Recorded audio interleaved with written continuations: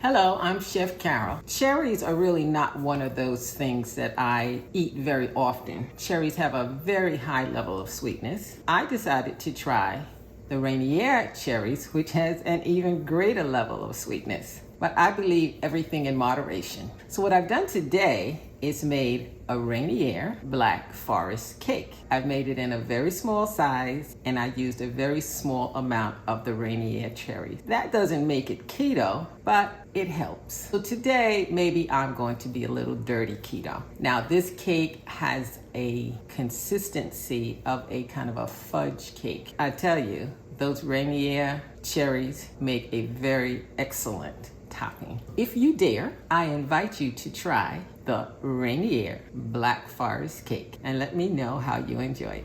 I will begin the Black Forest cake by preheating the oven to 350 degrees. This is going to be a small cake, so I prepared a 6 by 6 inch square pan with parchment.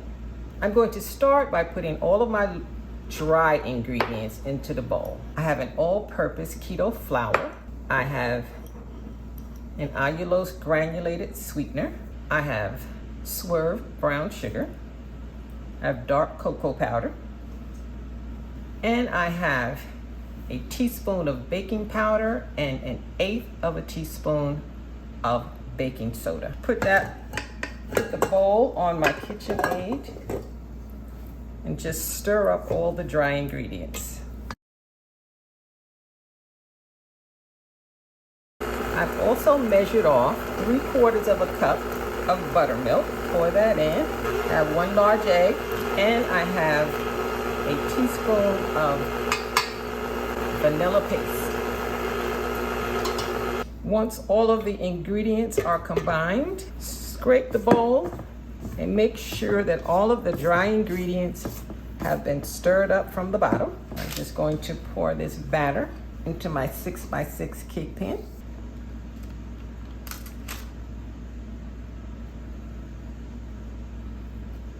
The dough is very thick and I want to make sure it is evenly spread in the pan. So this is going to be the Black Forest base for the cake.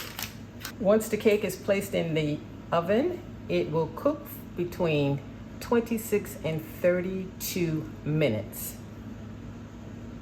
Watch the cake because every oven is different. Next, I'm going to work on the cherry jam. Cake is almost finished. Another 2 minutes in the oven.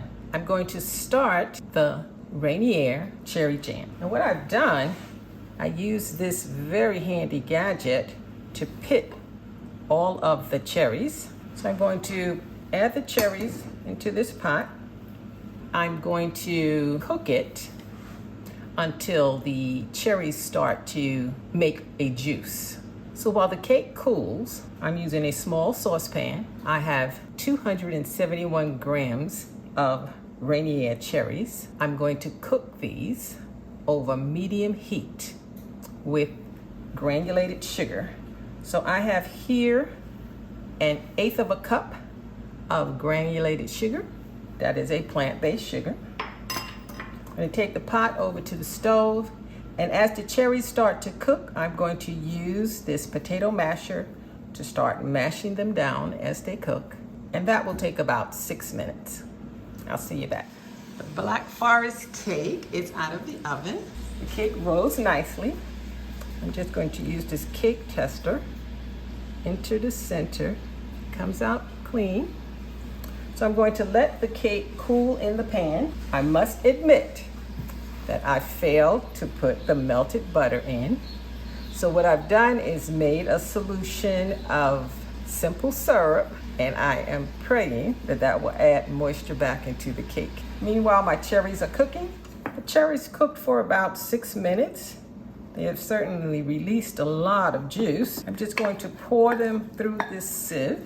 Just set this pan to the side. And I'm going to mash the fruit through to get all of the juice out that I can. The juice is going back into the saucepan. So I'm going to measure out 1/2 cup of the syrup, which is really just about all of it. So I'm just going to put that back. I'm going to measure out a tablespoon of the cherry liquid and add it to the teaspoon. I'm using arrowroot, and I'm sure you know this is eventually going to be the thickener. Here I have a tablespoon of Grand Marnier and 1/8 of a teaspoon of cherry extract. I'm going to add that to the cooked cherries and mix that together. Then I'm going to add back in the fruit. I'm going to stir this over medium heat until this mixture has thickened. Then I'm going to transfer it to a bowl and let it cool completely.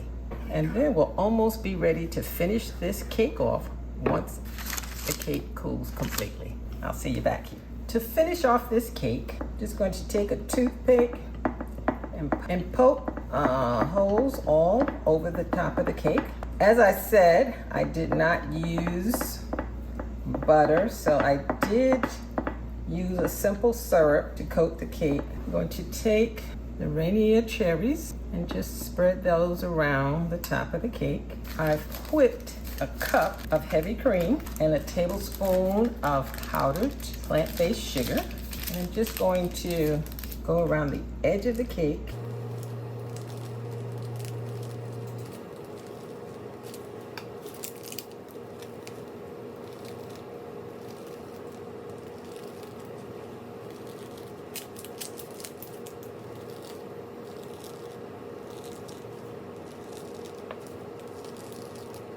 I'm going to put the rest of the Rainier cherries. I've saved a couple just for decoration. And this is the Rainier Cherry Black Forest Cake. Try it. Remember to put the butter in and let me know what you think. And bon appetit.